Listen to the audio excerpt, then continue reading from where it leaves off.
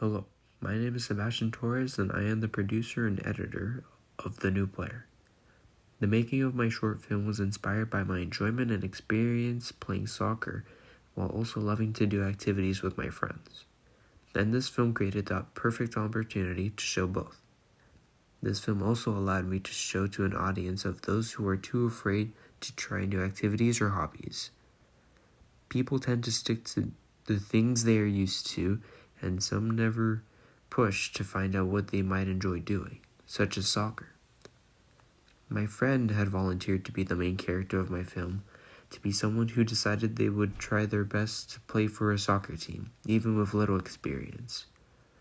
One always has the option to meet new people who enjoy what you may be looking into or already enjoy, so this film can also reach out to those who feel lonely. This film shows it's never too late to try something or meet someone new, and to give whatever you can to see how far you'll go and enjoy. The way I managed to engage with my audience was to keep the film fast-paced and to have multiple eye camera shots that would allow the audience to feel they were on the field as myself, training my friend. This engagement, I think, would call to a lot of people who enjoy soccer or have thought about playing. The tips I put throughout the training would allow one to pause and see what they could learn, and not just from watching the training sessions.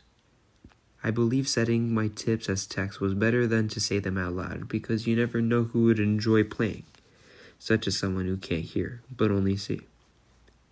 This choice in delivering my message to the audience calls to more people through media platforms like YouTube or Instagram. Over the development of my film, the time I took to get done gradually increased my skills in production as I grew more interested in the ways I can make my project more engaging or eye-catching. In the beginning of my production, it was very difficult to decide on what I wanted to make and how I'd set everything up. Yet it would all come together as I planned every step before executing what I had come up with. 3 things had kept me busy through my planning process. One had been timing. I was only able to meet with my partner every Saturday, so I would have to get as much done as I could each weekend. The second was realism, and making sure every prop I brought and set up during filmmaking made sense. And finally, the third was the editing itself, which I had no experience doing. I simply learned through trial and error on what looked best and what I would be interested in, like everyone else possibly. Editing for the final cut was an issue, as my due dates were usually on Friday, so I had to improvise and create scenes I could meet the time for. An example of this was the ending scene, where we had to text one another to end on a cliffhanger, since I was unable to meet my partner in person. Overall, it was an entertaining experience for myself to try something new, and I would do it again if I were not stressed on a due date and had limitations.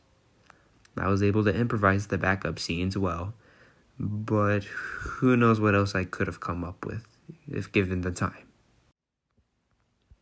Integrating technologies from apps on my phone had not been an issue. I used my iPhone 12 mini for the entire recording and editing process using the camera and the editing software app known as InShot. The app provided much of the effects and text that are shown as well as the intro. I scavenged the app basically for whatever may fit on my films that I would look as interesting as it could be by including unique text, music, and transitions. Many transitions.